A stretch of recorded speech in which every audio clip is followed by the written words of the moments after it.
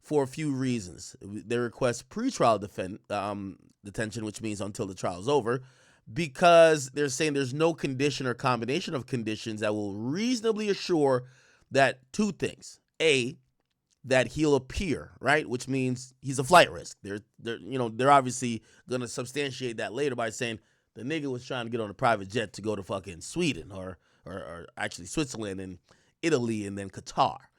Or was it Dubai by way of Qatar? Or it was somewhere else. My bad. Anyway, then it says the safety of other persons or the community. So they're saying he's a risk to the community. That's kind of like implied with the charges. If you're hiring people to get people killed, you got a lot of money. Again, that's alleged. But if you're doing that, kind of reasonable why they might be like, yeah, this guy being free, he might just hire people to kill the witnesses or kill the snitches, right? Who knows, right? So that's kind of the order they put in, and then they say the offense under the 18 U.S.C. or whatever, this does carry a 10-year or greater maximum penalty. And the way how this is looked at, this is the same way how, again, this is not, bond is much different than are you guilty or are you not. So there's no like presumption of innocence or presumption that you are going to show up to court or presumption that you need to get bail, right? Now, a reasonable judge is supposed to make make this decision. However, they usually say with crimes that are where you're facing 10 years or more, or ones that you're facing life, like you don't got no reason to show up to court, because if you blow trial, you're going to jail for life. So why the hell come to court? So with those, it doesn't say you can't get bail, but it kind of dissuades the government from giving you bail, or dissuades the judge from giving you bail, because you know what I mean, if you're facing life, right? And they use the same thing with Diddy, even though still they try to give you a reasonable understanding, because I mean there's a lot of charges that carry over 10 years, right? And then what else? They said the government's entitled to detention hearing if the case involves. So this is where they're going to do detention hearing because of this.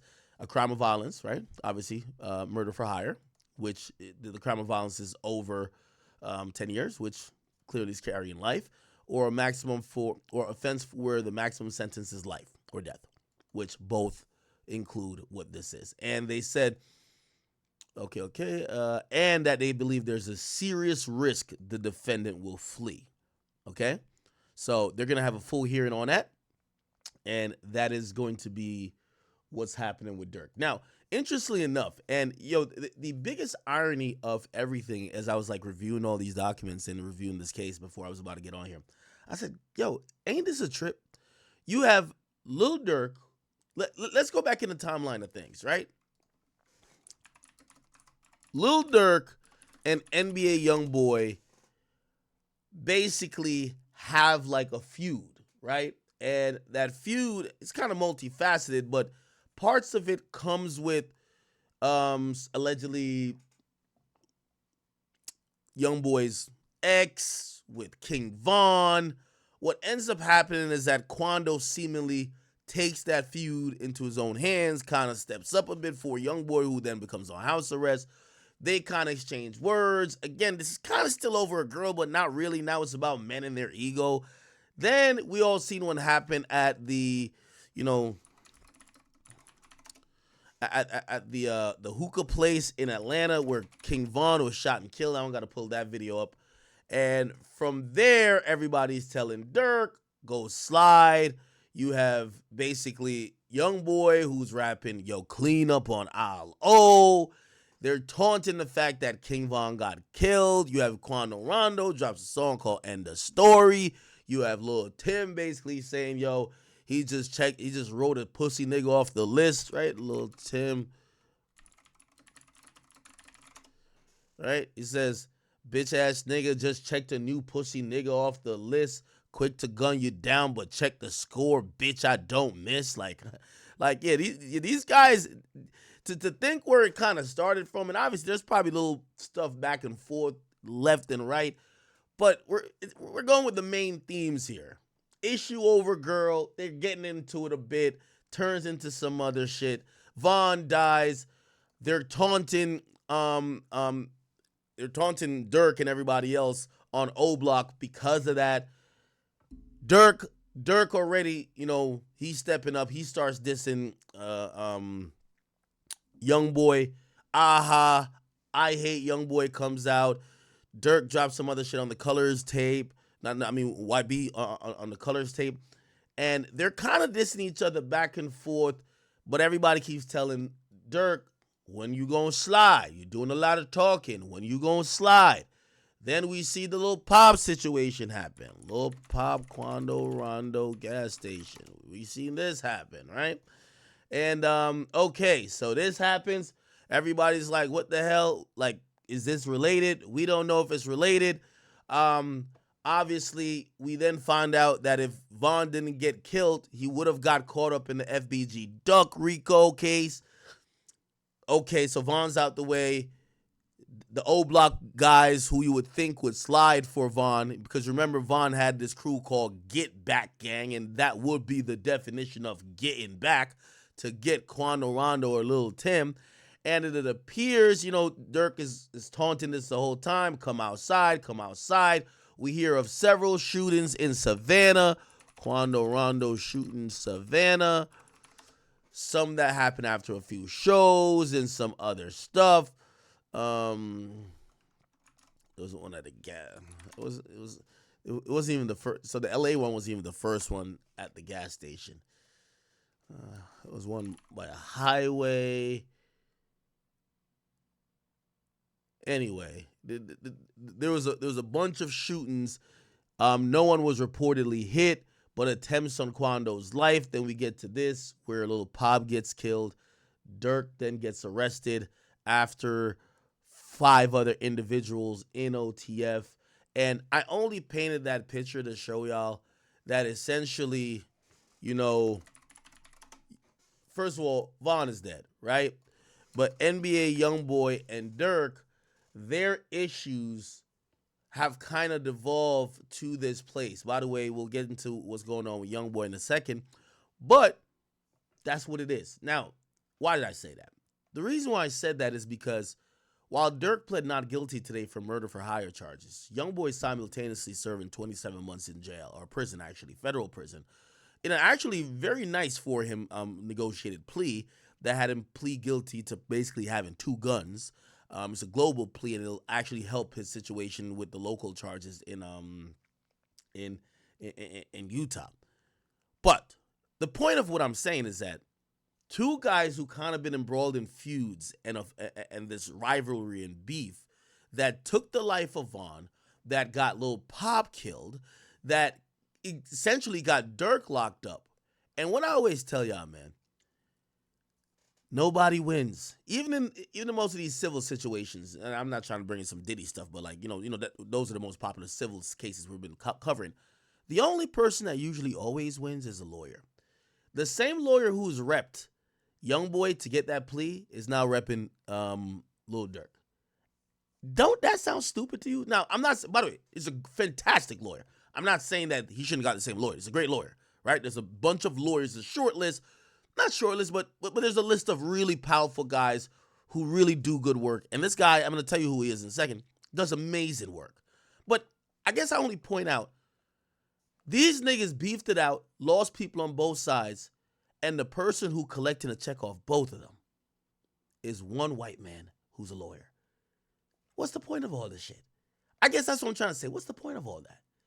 Y'all did all of this shit to end up paying the same lawyer to get both of y'all out of trouble. And that sounds stupid a little bit to me. It does sound stupid. I don't know if it sounds stupid to y'all, but it sounds stupid to me. Now, who is this person? The person's name is Drew Finland. He's a highly reputable, and by the way, he just looks like, listen, when your lawyer looking like this, you know what I mean? I ain't gonna lie, his suit collection is, he be on one with it. This guy, what's been described to me is a absolute whiz. He's represented Quavo, Takeoff, Offset. He's represented Wife and Lucci. He's the one who got Wife and Lucci coming home next year. Okay? He represented King Von also back in the day. So to be clear, lawyers don't play, they don't really play like beef politics, even though some will stay away from certain rappers when they have heavy allegiance with some. Like, for example, Bradford Cohen, he's a heavy Kodak guy.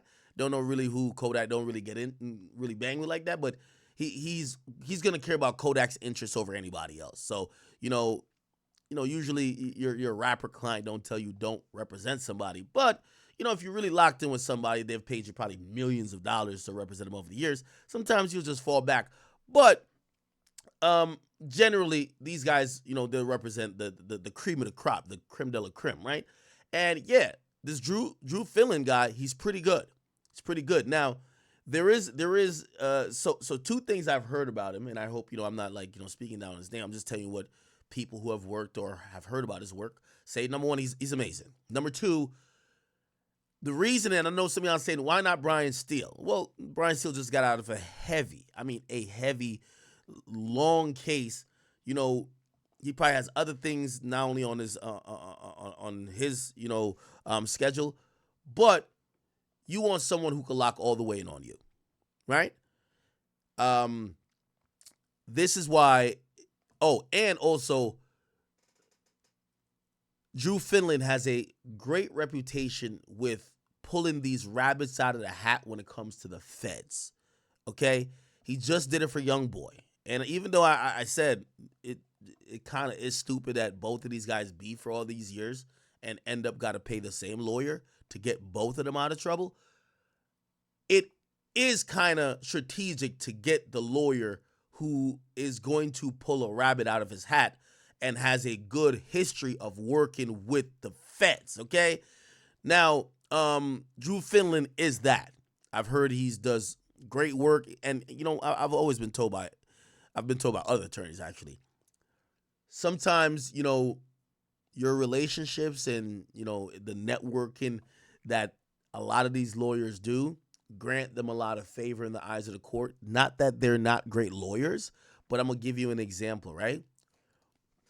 Young Thug, Brian Steele. So Young Thug and Brian Steele, right? We all know Young Thug got out on he basically got out on time served, but he's going to have 15 years on probation. And what's interesting, because remember the state was suggesting he get 45 years, he get everything taken in terms of forfeiture, but a very favorable plea happened for Thug, right? Now, that was a ballsy call to go in front of, the judge on a non-negotiated plea. The judge could have said anything. Why? And again, I'm not saying I know this as a fact, but let's just think outside the box. Why do you, even though Brian Steele said he was down to go to all the way, he said Young Thug was down to take the chance, but why do you think they might have a decent chance going into that situation? Look at this, chat. So the judge, Paige Whitaker, which, according to Atlanta, they say she got an N-word pass till Black History Month, so she could say nigga until February. But here's this interesting thing, right? Paige Whitaker, right? She's a judge.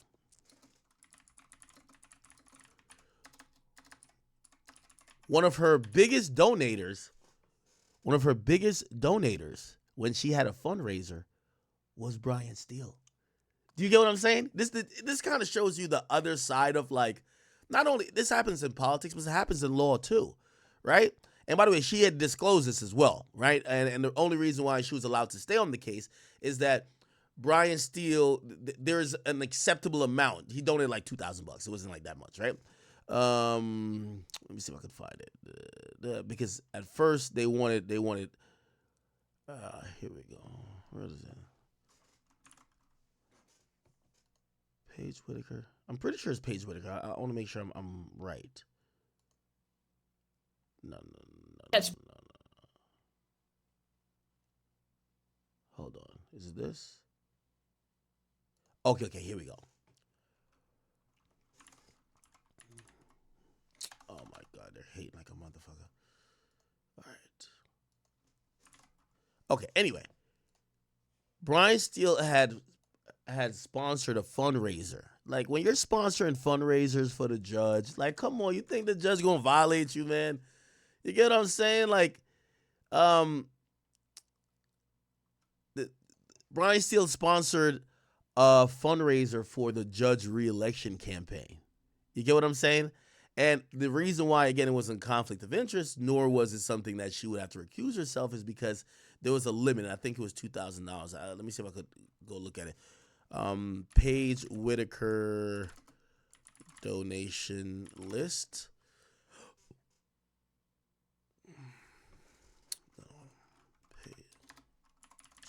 Donors. Yeah, okay, here we go.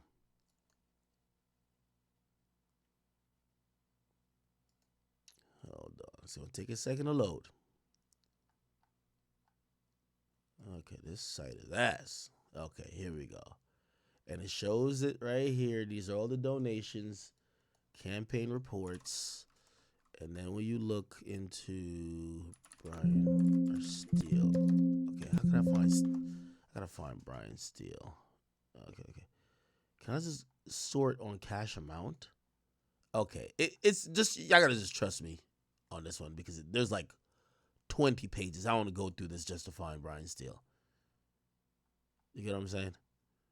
But anyway, the point of what I'm trying to say is that when your lawyer contributed to the election campaign of the judge, come on. You get what I'm saying, people? You get what I'm saying? So, see, somebody here was mad. They were like, yo, the defense attorney should not be the host of fundraisers for judges. And hey, listen, this is a lot of handshakes, and a lot of these deals get done on, as they usually say, the golf course. Yo, hey, this is my big client right here. This is Jeffrey. I need him. Yo, I know you usually go that hard. Hey, the other 3 cases I got with you, you could hit them niggas with the book. But I need Jeffrey. He's paying me millions. I told him I got to make magic work. You remember you owe me a favor. This is my one favor for the year. I need Jeffrey, right? So I'm not saying that exactly what happened, but that is kind of what does happen, right?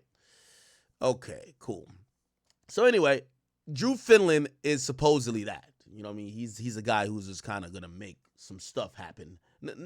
Obviously now when it comes to the feds, it's a much different system because there's so many different districts and circuits, and to work in and out of those courts you're not gonna have the best relationship with everyone. But from what I hear, Drew Finland could make some shit shake, right? And what it's telling me is that, as would be expected, Durk's gonna fight this, right? Like there's probably not gonna be a plea for him, right? Because the government is sticking fast on he's the leader of the organization. They might come to RICO. They're saying he did the murder for hire. He's the person who set it up. They can't give him no type of plea. They have to go for life, right? So they're looking for all or none. This isn't a situation like 6ix9ine, that even though 6ix9ine was the guy who was funding a lot of situations, was the loudest and most known person of 9 Trey, when they did the hierarchy list of the gang, they didn't put 6ix9ine at the top of the gang. 6ix9ine was an ancillary person that seemingly had more control than he should have due to his money, but and luckily nobody died too. Somebody had died. Like if Chief Keef had died, yeah, 6ix9ine would have been clipped for life. But yeah. So anyway, so 3 lawyers actually filed paperwork today to represent Durk. One is the one that helped him out on some prior cases before, and that person is let me find it. So we have, first of all, we have Marissa Goldberg and Drew Finland, right? And then who's the other person? So we have Drew Finland and Marissa, but they're both from Drew Finland's. So these are documents that they submit to the court to say we're going to represent Durk. Now, the reason why they have to submit these documents, other than just a notice to appear, is because it's kind of odd. Even though it's a federal case, because they don't live in the district that the case is being prosecuted in, they're considered as a lawyer that's a non-resident. So they have to file what's called Pro hoc vis. I'm probably fucking up the name, but it means like one time only I could be the attorney. And it's basically saying they're going to have local counsel, which is here. So they're going to use a local counsel to kind of help them out, right? With maybe things that could be specific to California, even though, again, this is still federal. But it's going to be two lawyers out of Drew Finland's firm, right? And then there is Durk's old lawyer that's going to be, what's this guy's name? Let's see. Durk, remember Durk beating all them cases in Chicago?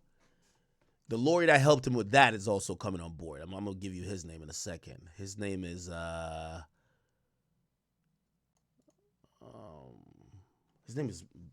on.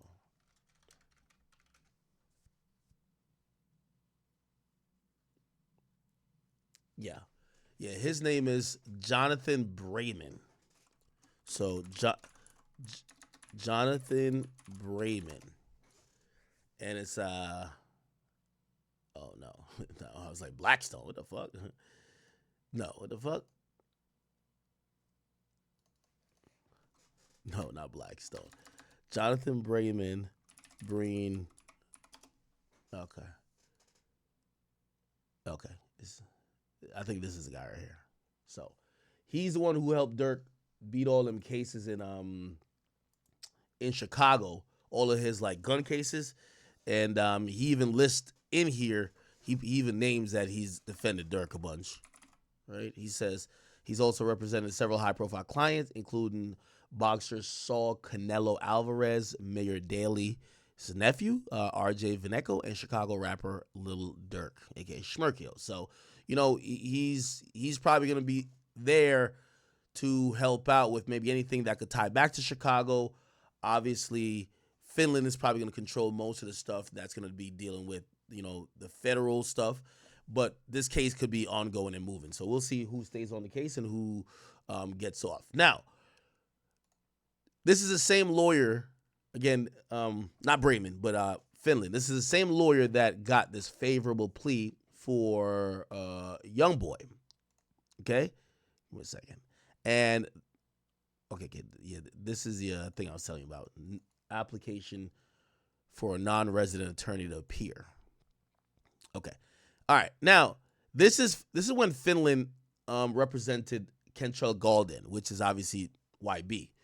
And this was only 2 months ago. So, you know, 2 months ago, you know, he got put on that case, and then quickly, like within like a month, they wrapped that thing up to a plea. And it's actually a really interesting thing because it's what's called a global plea deal, which I'll Google that real quick. Global plea deal. Okay. Yeah, so now this global plea deal for Youngboy had several charges. The feds picked up Youngboy damn near self-snitched on himself when they came in and raided his mansion in Utah. They asked him, "There's any guns in the house?" He says, "Yes." It says, "Whose gun is it?" He says, "It's my girl." They say, "Have you ever touched it?" He say, "Yeah, a few times." They're like, "Wait, did you just tell us you touched it? What the fuck?" So he admitted to having possession of that gun, which, number one, he was already on house arrest for the possession of another gun. So you definitely not supposed to have a gun. But anyway, he just said he had it. So they gave him another charge for that. So they gave him another gun charge for that. And we all know about the Louisiana one from the one when he was shooting the music video from a long time ago. Then he caught another gun charge up in like California when he was doing a dash in the Maybach, and then hopped out the car and ran from the police dog. That one got dismissed. He beat the state with that. He beat the case, or not the state, he beat the feds with that. But he still had the Louisiana one going where they've been fighting over the admissibility of the memory card. And then he caught this other gun charge by being up in the mansion in Utah. And then there's a whole prescription drug thing that is statewide. The global plea actually solves damn near about all of them, where he basically had Drew Finland come up there or get on the case, negotiate between Louisiana, Utah to have the case move, his first gun case move from Louisiana to Utah. Utah took both gun cases. He pled guilty for both of them.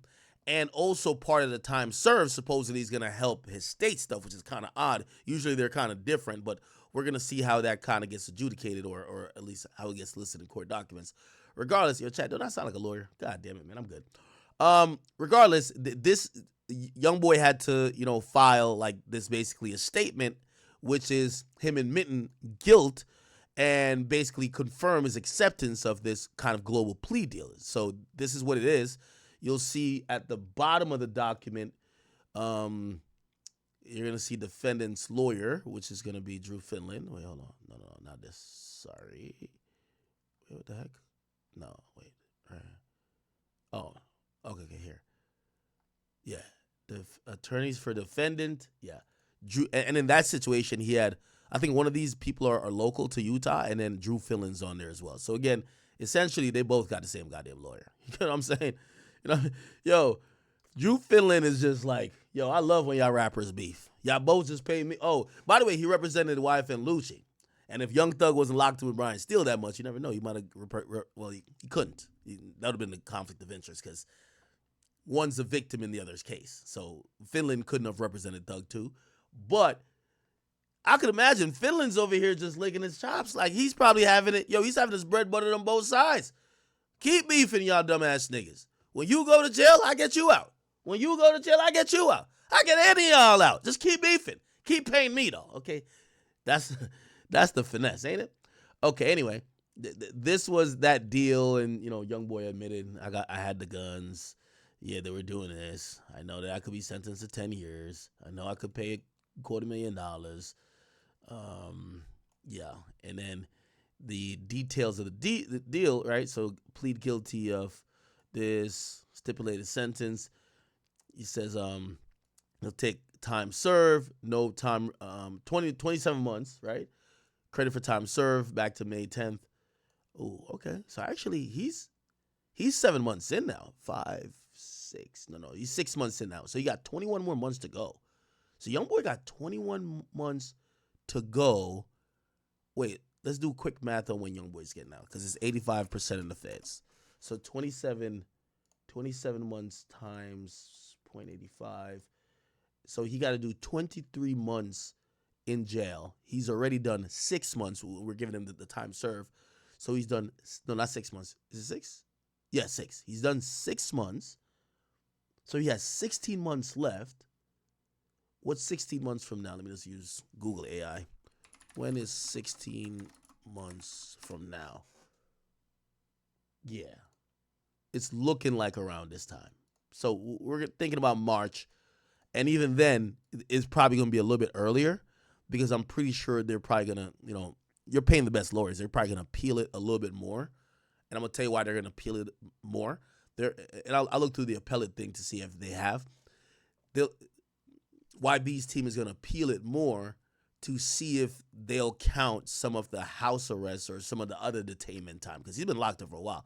Remember, they're only counting from May. That's where you go on appeal to have them count more, that you could get out sooner. So this is like worst case possible. He's out in 2026, which means technically I'm thinking maybe December. So next year, December, YB's out. You get what I'm saying? Or if they do halfway house, it's going to be 6 months before, but like, do they do halfway house on 27 months? Okay, if that's the thing, he'll be out 6 months before that. It'll be 10 months. Or sometimes they'll do 3 months halfway house, right? Yeah. Let's do 13. Yeah, about next year, December. Around December to March 2026. That's when we'll see Youngboy. Anyway, so it takes 27 months, which, by the way, I think this is a big dub, right? You get caught with 3 guns. 3 guns that you don't even get 30 months? Dub. Win, right? On the other case number, he's getting consecutive to he gets 60 months probation. So I think this is, one of them is for the gun that was in the crib. No, I think this is the Louisiana case, I believe, actually. Louisiana case. Right? No, I think so. 60 months probation, that's 5 years. consecutive. So yeah, so he just gets out on probation, 5 years, and he has to pay 200,000. That's chump change for him. All right, and then he agrees to whatever his conduct, just saying that he needs to chill the fuck out. Oh, he does appeal, so he appeals that he can't appeal the waiver, but he could appeal his, not the sentence, but he could appeal the time served though. So that's gonna be an appeal. I expect to see soon. Okay, and then forfeiture, whatever. He has to give up the guns. That makes sense, right? This is the one that I believe from Louisiana. This is the one they found in the house of Utah. And yeah. And then hold on. Here we go again.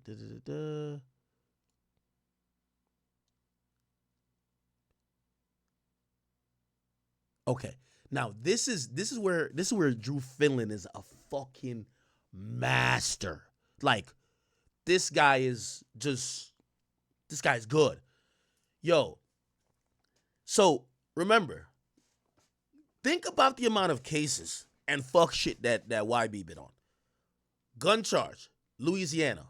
Goes to LA, runs from the U.S. Marshals. They find him. So that's already eluding. That's usually a felony. They find him with the gun in the Maybach. Second gun charge. Goes to house arrest in Utah. They raid the house. He admits to having another gun. Three gun charges. They then hit him with damn near almost a state RICO for having a prescription drug ring, because he was having all of his side hoes and side people and I need them perks. Get me them shits. You get what I'm saying? Usually Fed and state are very separate. For example, I see some people say, I hope Trump frees Tory. The federal president, which is like a governor, which is state president. We're just using the term president as, top guy. Donald Trump can't pardon Tory. Like, that's a state case, right? Like, the feds prosecute federal shit. Like, the state deals with their state shit. Now, could you twist their arm a little bit? Of course. But, fed shit. And what I mean by saying that too, if you get two different situations where you have state time to do and fed time, sometimes they don't let you do it concurrently. Sometimes they say you got to go do your fed time, then your state time. Okay? They treat it very separately. However, in this plea, Finland gets in, and this is a federal paperwork. They get them to acknowledge that, this fed time is also going to count for state time. Brilliant. So the drug ring shit is actually taken care of, and you hear it here. I understand and agree that this plea is solely between me and the United States attorney for the District of Utah and does not bind any of the federal, state, or local prosecuting, administrative, regulatory authorities. However, it's a joint understanding of the parties that my outstanding state case will be resolved as follows. Look, this is a case with the drug ring shit. It will be dismissed after the sentencing, and they move the drug case, I think, to district court. So the feds just took the case from the state rather than having two different separated things. I will enter guilty, blah, blah, blah, and I will be sentenced to time served for the fine of this. And I ask, okay, all right. I'm 24. Wait, Youngboy only has an 8th grade education? Made it pretty far. Can't lie. Is how Ken Cho signs his name? I bet. Okay. Anyway, same lawyer. I guess I did all that to say same lawyer, right? I do think that Durk has a fighting shot here. Obviously, also, that's another thing they say about Finland. Finland's the plea guy. Him and Sado. Like, they going to get you a nice-ass plea. I don't think, this is obviously not a plea situation, right? So, he's going to have to fight it, but he could probably try to make some magic work for Durk. We'll see. We will see. We did get an update, and apparently this is a new picture. So OTF Didi's is supposedly currently, well, not supposedly, he's locked up, and apparently look like he's having a good old time. He ain't that bothered, This is the first image of OTF Didi that we have gotten, and looks like, shit, he might be locked up, but you ain't breaking his spirits, He He's like, fuck them other niggas, right? I get it. I get it, man. I get it. Yo, what's good to y'all? What's good with y'all? All right. So yeah, that's OTFDD. But yeah, interesting. You know, I just found it mad interesting that. And by the way, he's been held at MDC Los Angeles. MDC Los Angeles. This is where Durk is going to be spending his time for the next few years. Okay. Let me see. Let's look at it from the outside. Ooh, ugly looking ass building, eh? Damn. So this is FDC Los Angeles, and Durk is somewhere here. I'll try to see if I can find out what's the conditions that he's. You know, we obviously know Diddy's in like a special wing. They got extra cameras on him. Niggas is fighting to make his bed. We'll see what Durk and Schmerkio got going on. Matter of fact, let me look it up. MDC Los Angeles menu. Let's look at the food menu. Let's see what Schmerkio. Schmerkio is a Muslim, right?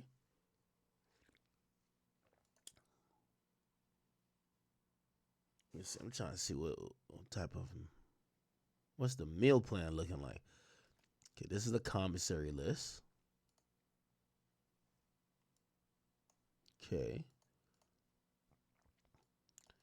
Okay, got some stamps. Got some electronics.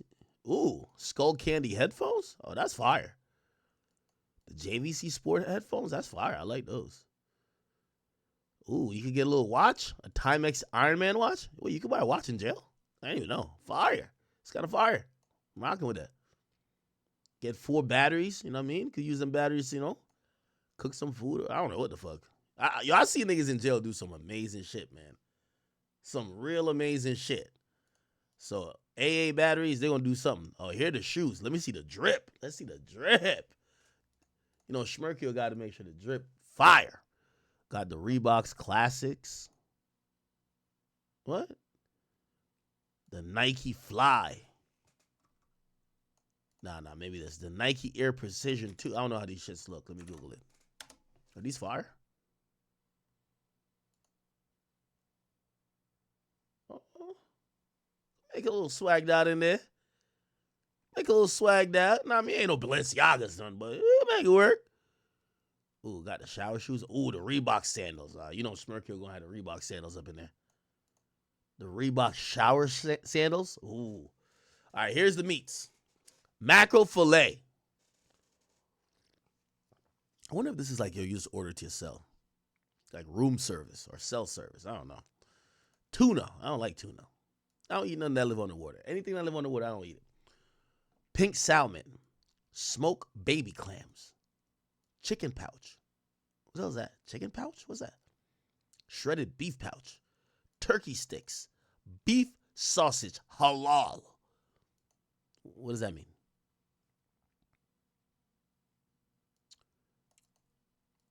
Beef sausage. Beef salami. Spam. Pepperoni slices. Oh, yeah. You got to keep away the pork away from my boy Schmerkio now. You don't fuck with that. Hot snack sticks. Okay. Granola bar fruit. Deluxe trail mix. Raw almonds. Salted cashews. Shit. Corn nuts cool ranch. Corn nuts. Okay. Honey peanuts. Ooh, honey roasted peanuts? I like those. Salted peanuts. Okay. What if you get this all time of day? That's fire. Butterscotch candy. Oh, this ain't that bad. Now, granted, this is like this is not their regular menu. This is just stuff you could buy on, I guess, from the commissary store or list. I don't know. Okay. Got to get some dental floss in there. Mouthwash. Cotton swabs. Toenail clippers. Okay. Can't you turn a toenail clipper into a shank? Fingernail clipper. A mirror. You could definitely turn a mirror into a shank. A body puff? What the hell is that? Deodorant. Okay. All right. Does Durk wear glasses? Reading glasses. Greeting cards. You can get Mother's Day stuff. T-shirts. You can cop some stuff. It's going to be gray. Sweatshirts going to be gray. Sweatpants gray. Shorts gray. Okay. You get a writing tablet. Okay. They got a bunch of stuff in here, man. I ain't going to lie.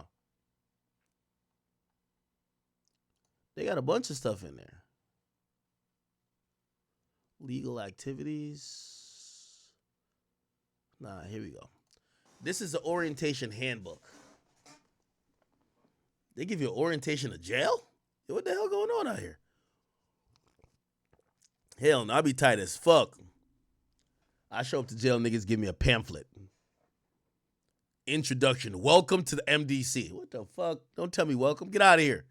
The purpose of this booklet is to provide you with general information about the MDC Los Angeles, as well as program and activities available here.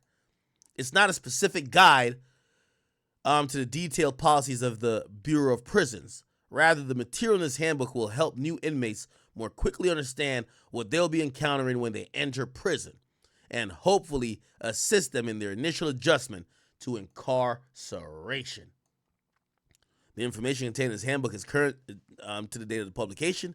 Take the time to thoroughly read the handbook contents and ask questions to ensure your understanding of the rules and regulations. Okay, let's see. The staff, we got the warden. He's a chief executive officer who's responsible for the total operation. Okay? All right, bet. So we got the associate warden programs, discipline, I can't speak. Discipline hearing officer, captain. Okay, fuck all that. So there's 9 general population housing units in MDC. Obviously, we're thinking that he's not going to be in general population until for a while. You know what I mean? He's a new inmate. He just got arrested. He's a high profile guy. You don't throw him into GP initially, right? I would think. A housing unit is a self-contained inmate living area that includes both housing sections and an office space for unit staff. Housing units are divided into 3 unit teams: Unit 1, Unit 2, Unit 3.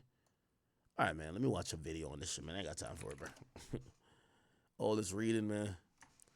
MDC Los Angeles. Okay. Oh. But anyways, we're going to take a trip in a prison from FCI near the roller coaster. Hold on. Oh, this is how it looks inside? Good evening. An MDC officer who thought he was going to check on a fight walked into a fight for his life. Video shows that corrections officer fending off 4 inmates who were trying to beat him up and take his radio to keep him from calling for help. News 13's Chris McKee has that video. Chris? Dina, just this all happened in an MDC cell block around Thanksgiving. Union leaders tell us this corrections officer could have been killed, but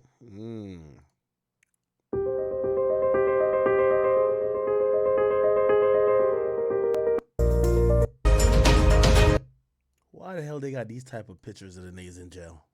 Hell nah. Do they force you to cut your like hair in jail and shit or nah? I hope they don't put it in. Oh, this is Pelican Bay. What the fuck? For the past 15 years, life for inmate Jeremy Beasley has been simple and stark. 22 and a half hours locked alone in a windowless cell. Then, for about 90 minutes, he's moved into a concrete pen without windows. Beasley is one of more than 1,000 inmates who live in these conditions at Pelican Bay State Prison, California's highest security law. What in the fuck? You ever watch them little shows y'all watch about like all the drama in jail? They ain't the real jail. This the real jail, nigga. Nigga, I don't hate nobody to do something to them to get to go in there. I don't hate nobody that much. I ain't gonna lie. Lockup. What the fuck?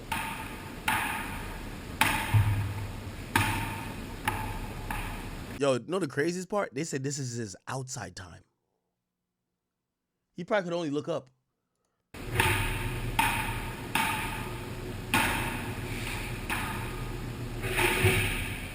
You get bored of it real quick. I believe that, you know, certain people should be isolated. I believe. Nah, this is crazy.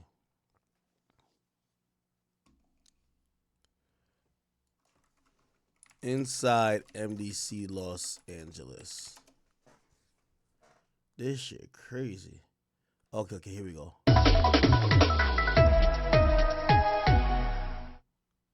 Often hear us tell you about prisoners being put into segregation at the Bernalillo County Jail, but we've never gotten to see what that looks like until tonight. Action 7 News reporter Regina Reese takes us on an exclusive tour and shows us where a man accused of shooting a cop is being held. So Regina, this is the Segregation Intake 4 unit. This is where you house all inmates that are administrative segregation with a high classification. Behind the doors of maximum classification segregation at the Metropolitan Detention Center. Maximum security. Now, I would imagine that, yeah, he would be like max. See, I don't know too much about jails. They definitely have him on some type of protected custody stuff. Which sometimes they tell me that protective custody is like maximum security. For the inmates who are put in there. Inmates like Christopher Cook. He's charged with attempted murder after Albuquerque police say he shot one of their own, Officer Lou Golson, during a traffic stop. There's 4 tiers to a pod in the maximum unit, in the cage area. Each inmate is in a cell by himself. They get just 1 hour out of the cell each day to shower, use the phone, and talk to other inmates. Only one inmate is allowed out at a time. Typically, a lot of inmates do sleep. They do review legal material, correspondence, mail. Typically like to read a lot too. And hopefully not cause disturbances while they're in custody. Inmates in segregation have the option to spend an hour each day outside, but they have to be in these enclosures, and they are in these by themselves. Some of those inmates, including Christopher Cook, were... Nah, this is crazy. Nah, this is crazy, chat. All right.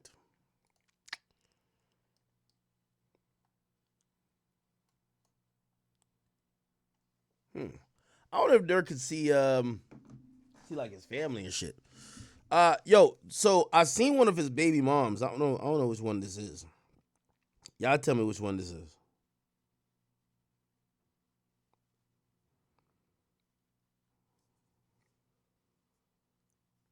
Hold on. Which one of Durk baby moms is this?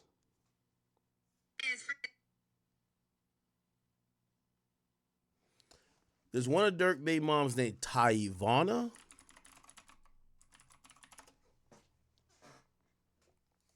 It's posting. Give me a second. Let me load up the YouTube chat while I'm doing that.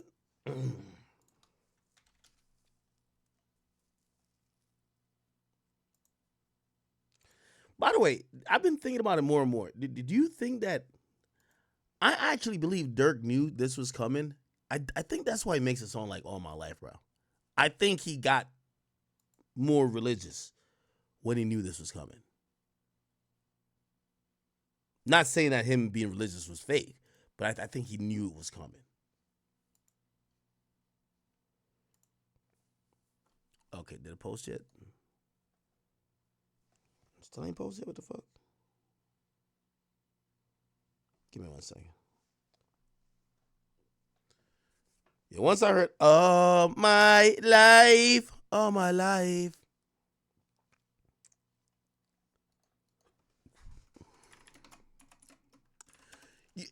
have a whole theory to this whole thing, right?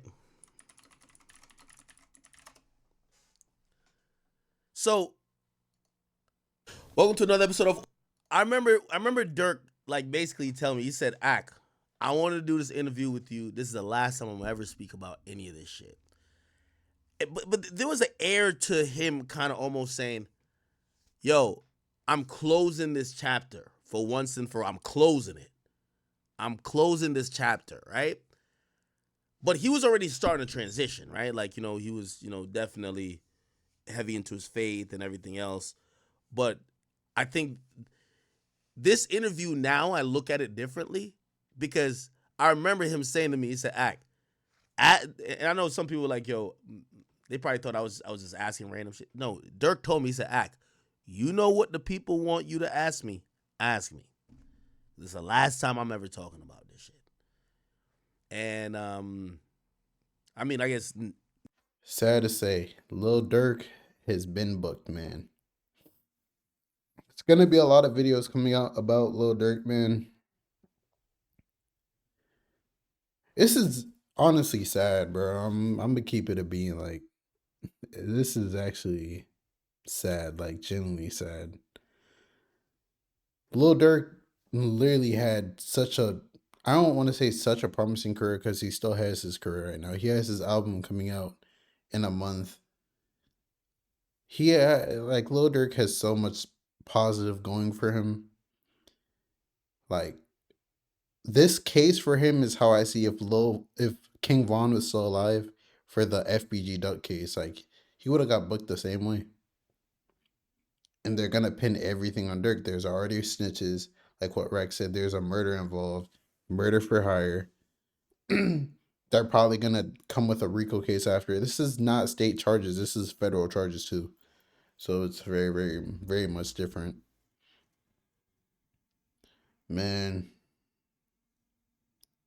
I can't really say what I want to say because, YouTube is very weird, but seeing Dirk changed his religion recently, they said it's good to be that specific religion while in jail, which I agree. You see a lot of, you feel me, people, that religion, you feel me? It's like they're like a group in jail and they stay together, which is good.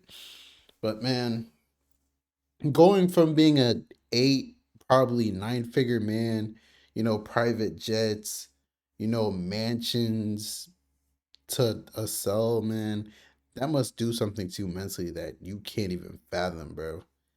And Lil Durk, honestly, he's like, rap wise, he's like up there. Like, he's the 21 Savages, whichever tier is the Lil Babies, 21 Savage. You put Lil Durk right in that tier. Like, the tier right under the Kendricks, J. Cole's, Drake's, them. He's literally the tier right below them. And, it's sad. Lil Durk's been in the game for so long, man. You told him about Slide for Von. He allegedly really did slide for Von. Now he's in this situation. All we could do is pray and hope for the best. You know, I'm considering myself a realist, and I'm looking at the situation. There's snitches, like all the evidence, like OTF cards for everything, and bro, like Lil Durk is ahead of all of this. Like, I really just hope he doesn't. If Lil Durk gets life in prison, I know his heart's gonna drop. And how Lil Durk says that he hates snitches, how much he prides himself on hating snitches. Like, I always wonder to myself, if it's someone in Lil Durk's position, if it's either life in prison or you snitch and you get 5 to 10 years, are you snitching? Would you throw your whole life away? You're not going to get to see any of your kids physically grow up anymore.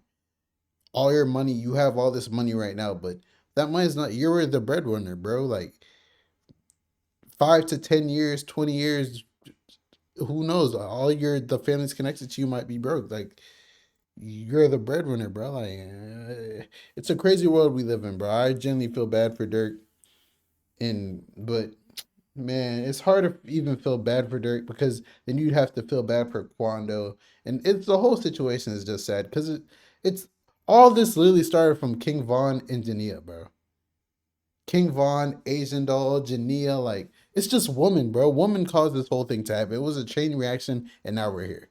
But it's your boy Big Egg News. Make sure you like, comment, subscribe, and please, please, please, please, please don't, like, woman holds so much power, bro. Like, it's so crazy. And I'm out.